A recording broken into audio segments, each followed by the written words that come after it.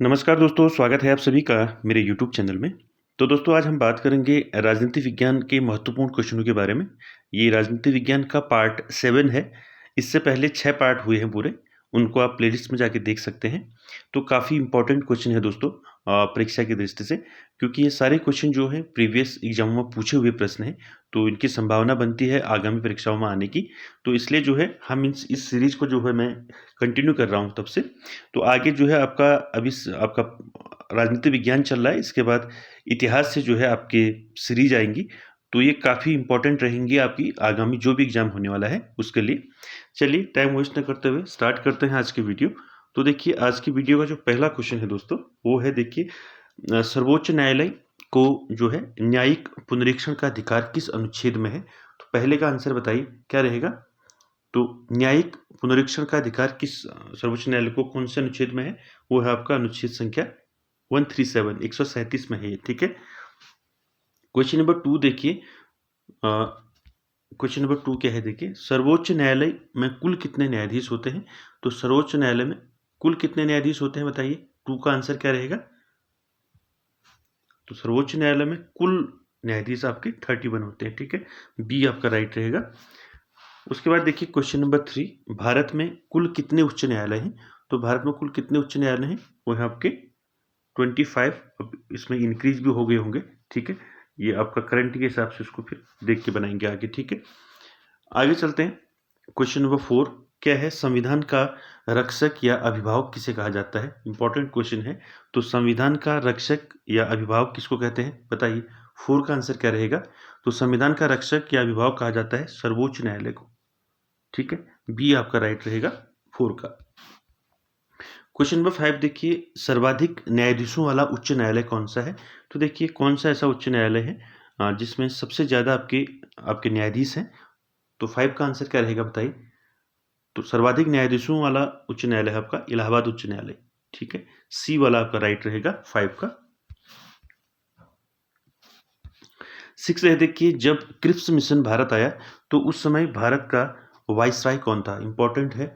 देखिए जब Cripps mission Bharat आया था तो उस समय भारत का वाइसराय कौन था? तो कौन था बताइए? 6 का आंसर बताइए। तो क्रिप्स मिशन जब आया था उस समय भारत का वाइसराय था लॉर्ड लिनलिथगो, ठीक है। बी वाला राइट रहेगा इसका। 7 देखिए, भारतीय संविधान की अवशिष्ट शक्तियां किस में निहित हैं? तो भारतीय संविधान की जो अवशिष्ट शक्तियां हैं वो किस में निहित हैं बताइए? 7 का आंसर क्या रहेगा?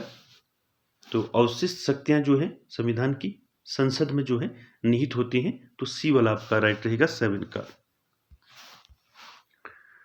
क्वेश्चन नंबर 8 देखिए, पंचायतों का कार्यकाल कितने वर्षों का होता है?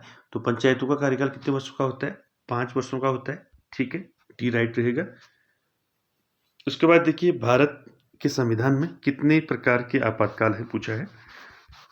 तो भारतीय संविधान में कितने प्रकार के आपातकाल है बताइए? तो 3 प्रकार के आपातकाल है, ठीक है। आगे चलते हैं क्वेश्चन नंबर 10 पर।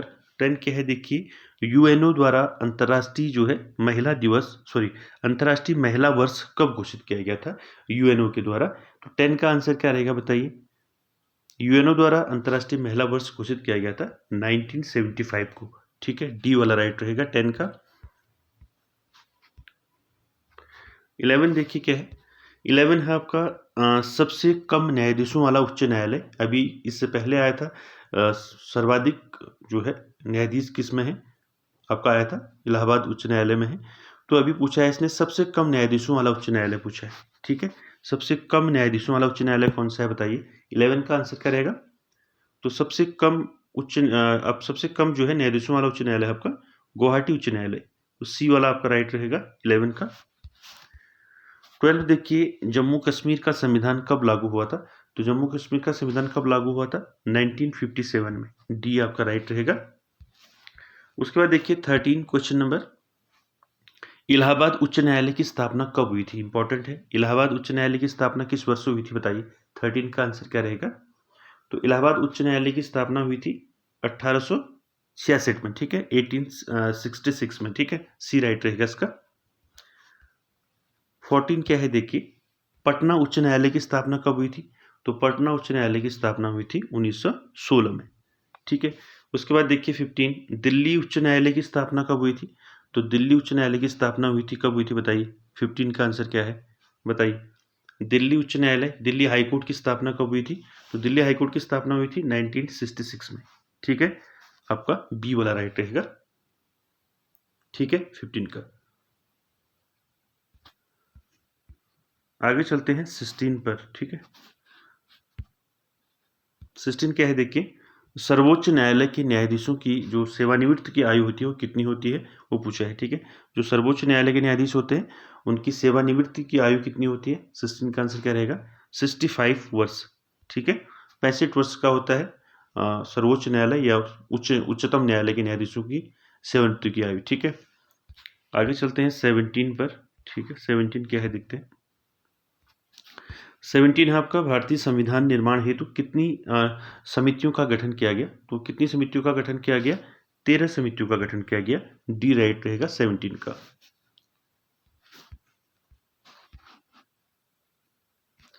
18 क्वेश्चन नंबर देखिए।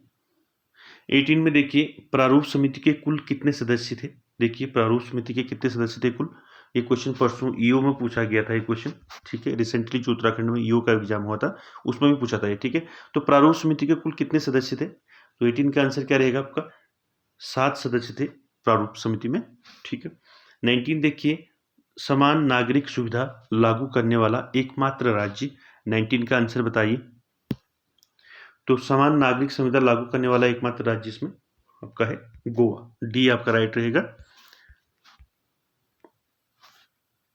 आगे देखिए, फिर क्वेश्चन जो है आपका ईओ में पूछा गया था। देखिए 20 क्वेश्चन नंबर 20 जो है, समान नागरिक संहिता का वर्णन किस अनुच्छेद में है? ये परसों उत्तराखंड में जो ईओ का एग्जाम हुआ था। ठीक है, तो ईओ के एग्जाम में पूछा गया था ये क्वेश्चन, समान नागरिक संहिता का वर्णन किस अनुच्छेद में है पूछा गया था। तो किस अनुच्छेद में है बताइए? ये है अनुच्छेद 44 में। ठीक है, 44 में। आगे चलते हैं, अगला है 21, सूचना का अधिकार विधेयक को कब पारित किया गया? तो सूचना का अधिकार विधेयक को कब पारित किया गया था बताइए? 21। तो आंसर रहेगा आपका सूचना का अधिकार 2005। बी राइट रहेगा इसका। 22 देखिए, संयुक्त राष्ट्र संघ की कार्यकारी जो भाषाएं कौन सी हैं? तो संयुक्त राष्ट्र संघ की कार्यकारी भाषाएं कौन सी हैं इसमें बताइए? 22 का आंसर क्या रहेगा? क्या क्या है? संयुक्त राष्ट्र संघ की जो कार्यकारी भाषाएं हैं वो है अंग्रेजी और फ्रेंच। ए वाला राइट रहेगा 22 का। 23 देखिए, संयुक्त राष्ट्र संघ का मुख्यालय कहाँ है? तो संयुक्त राष्ट्र संघ का मुख्यालय कहाँ है बताइए? 23। तो संयुक्त राष्ट्र संघ का मुख्यालय है आपका न्यूयॉर्क में। बी आपका सही रहेगा। उसके बाद देखिए, हिंदी को राज्य भाषा की मान्यता कब मिली थी? तो हिंदी को कब मिली थी राज्य भाषा की मान्यता बताइए? 24। तो 1949 में मिली थी। ठीक है, डी वाला राइट रहेगा इसका। 25 देखिए, 25 क्या है? विश्व शांति के लिए जो है यूएनओ का कौन सा अंग उत्तरदायी है? तो कौन सा अंग उत्तरदायी है बताइए? विश्व शांति के लिए यूएनओ का कौन सा अंग जो है उत्तरदायी है? तो वो है आपका सुरक्षा परिषद। सी वाला राइट रहेगा 25 का। 26 देखिए, भारतीय संविधान के संवैधानिक सलाहकार कौन थे? तो भारतीय संविधान के जो संवैधानिक सलाहकार थे वो कौन थे? 26 का आंसर क्या रहेगा? संवैधानिक सलाहकार थे वीएन राव। ठीक है दोस्तों, ये सारे क्वेश्चन प्रीवियस एग्जाम में पूछे गए क्वेश्चन हैं, तो इनको आप अच्छे से रट लें, क्योंकि मैंने देखा रिसेंटली जो पेपर हुआ था उसमें काफ़ी क्वेश्चन जो है प्रीवियस ईयर के एग्जामों से पूछे गए क्वेश्चन थे, तो इनको जरूर देखें आप। तो अगला क्वेश्चन देखते हैं 27, जलियांवाला बाग हत्याकांड के समय जो है कांग्रेस के अध्यक्ष कौन थे? इंपॉर्टेंट है, जलियांवाला बाग हत्याकांड कब हुआ था? 13 अप्रैल कब हुआ था? 13 अप्रैल आपका 1919 में हुआ था जलियांवाला बाग हत्याकांड। तो इसमें कांग्रेस के अध्यक्ष कौन थे पूछा है। ठीक है, तो कौन थे कांग्रेस के अध्यक्ष बताइए? 27 का जलियांवाला बाग हत्याकांड हुआ था, तो उसमें कांग्रेस के अध्यक्ष कौन थे पूछा है। तो कई बार आ गया क्वेश्चन, कौन थे? मदन मोहन मालवीय। ठीक है, 28 देखिए, राष्ट्रपति शासन का वर्णन किस अनुच्छेद में है? तो देखिए, राष्ट्रपति शासन संविधान के किस अनुच्छेद के अकॉर्डिंग लगता है? तो 28 का आंसर क्या रहेगा बताइए? तो आपका राष्ट्रपति शासन है आपका अनुच्छेद 356 में। सी आपका राइट रहेगा। उसके बाद देखिए 29, विश्व भारती के संस्थापक कौन थे?